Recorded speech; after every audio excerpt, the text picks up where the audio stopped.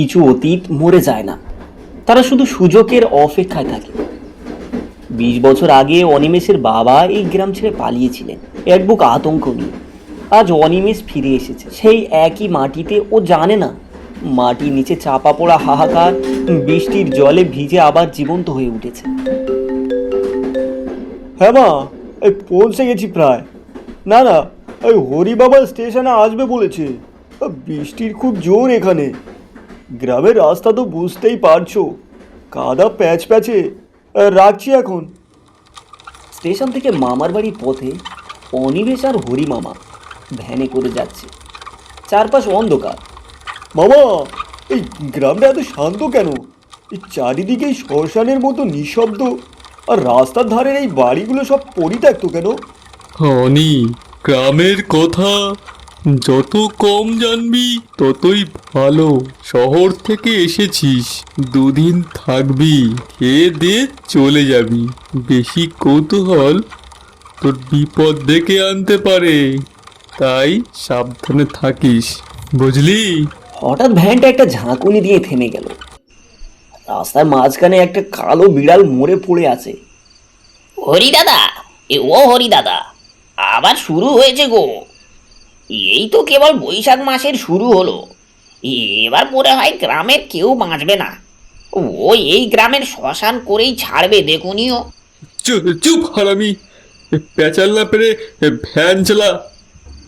কি শুরু হয়েছে? এই আমার কাছে কি লুকোচ্ছেন? আর কে গ্রামকে শ্মশান করেই ছাড়বে?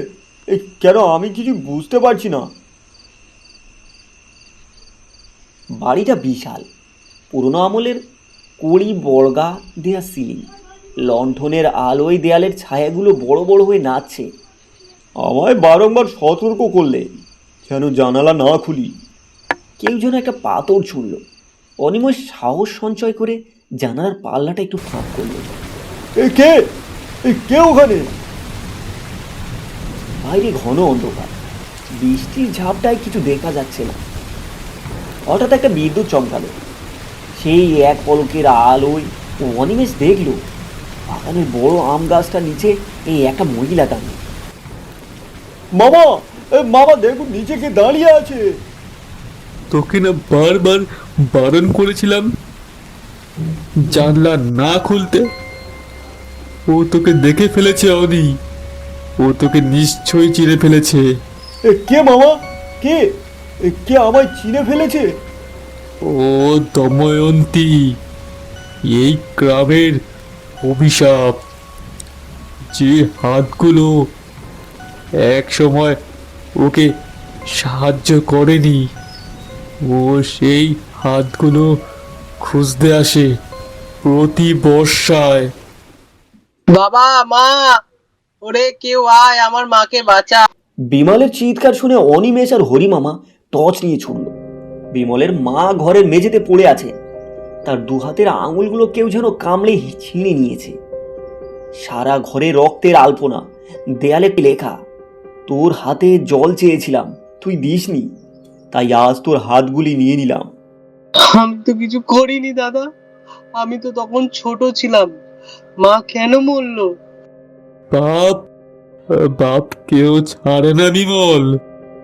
তোদের পরিবারও দময়ন্তীর ঘর জ্বালিয়েছিল। আজ দময়ন্তী সেই প্রতিশোধের আগুনে তোদের ঘরে জ্বালিয়ে দিল। এই দয়া করে আমাকে কেউ বলবে, এই গ্রামে এইসব কি হচ্ছে? কিসের পাপ আর দয়াবন্তী কে? দময়ন্তী মাসি দেখতে বড় সুন্দর ছিল, কিন্তু এটাই ছিল ওর কাল। গ্রামের মোড়ল গজানন ওর ওপর নজর দিয়েছিল, কিন্তু দময়ন্তী ছিল সিংহের মতো। একবার মোড়ল ওর হাত ধরার চেষ্টা করায় ও সবার সামনে মোড়লকে চটি দিয়ে মেরেছিল। তুই সবার সামনে আমার ইজ্জত নিলি হারামি। দাঁড়া, তোকে আর তোর বেটাকে যদি এই গ্রামে থেকে কুত্তার মতো না খেদায়, তবে আমার নাম গজানন নয়। গ্রামের ভালো চাইলে এই ডাইনিটিকে এক ঘরে করতে হবে। কেউ ওর সাথে কথা বলবে না, কেউ ওকে চাল ডাল দেবে না। যে দেবে তাকে গ্রাম থেকে বের করে দেয়া হবে।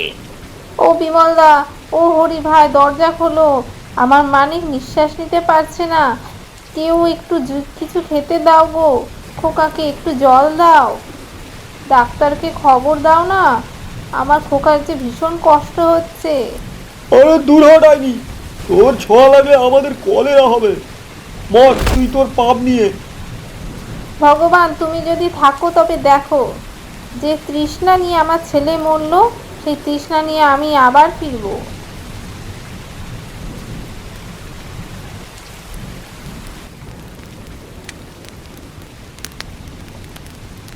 মামা, এই গল্পে তো কোনো ভূতের গল্প নয়, এটা তো একটা খুনের গল্প।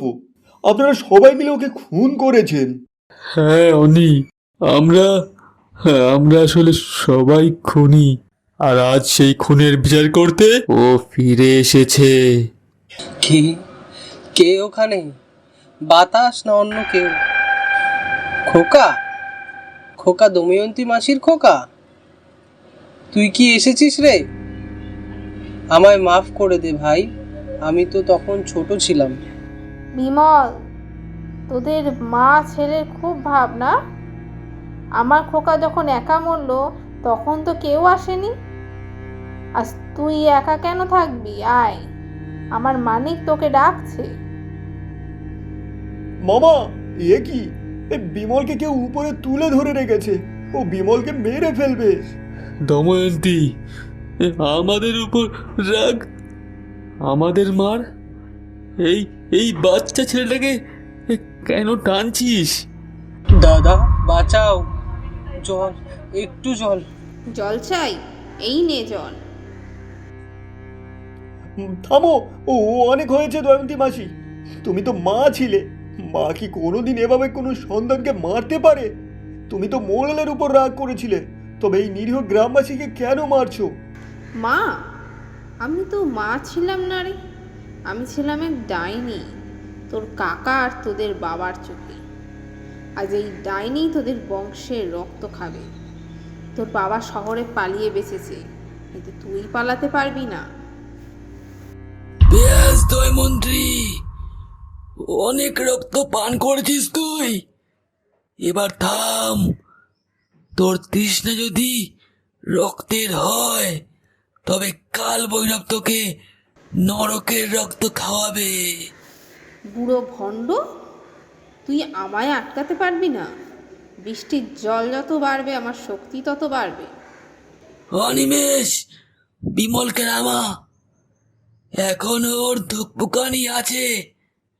হরি, তুই তাড়াতাড়ি এই গঙ্গার জল ছিটিয়ে দে চারিদিকে।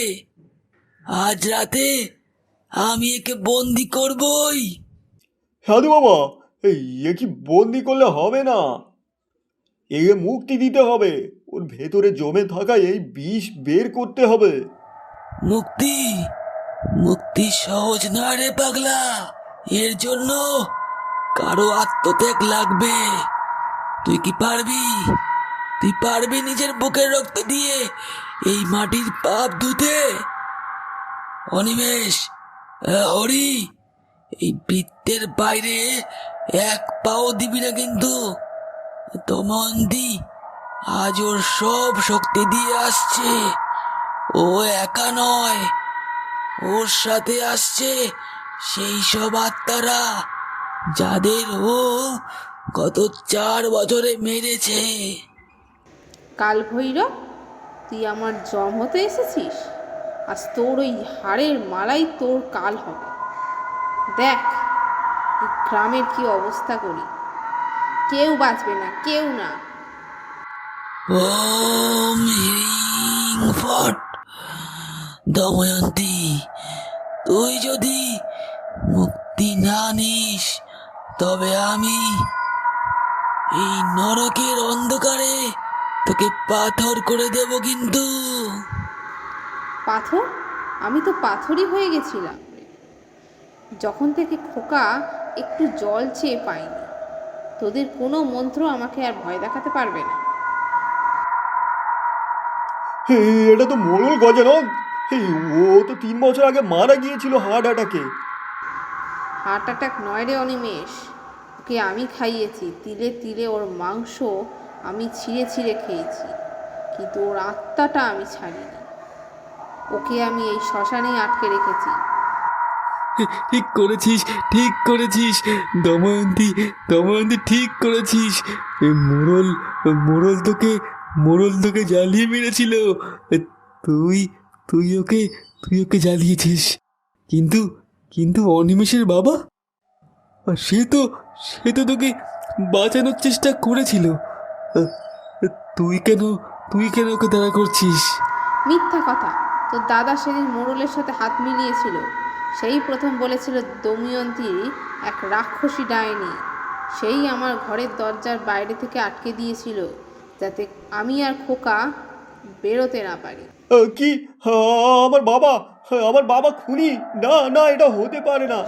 অনিমেষ, তোর পকেটে রাখা সেই খেলনাটা বের কর, যেটা দময়ন্তীর বাড়িতে মাটির নিচে পেয়েছিলিস। ওটাই দময়ন্তীর দুর্বলতা। ওর খোকার রক্তে স্পর্শ আছে ওতে। না, ওটা আমার খোকার, ওটা সরিয়ে নে।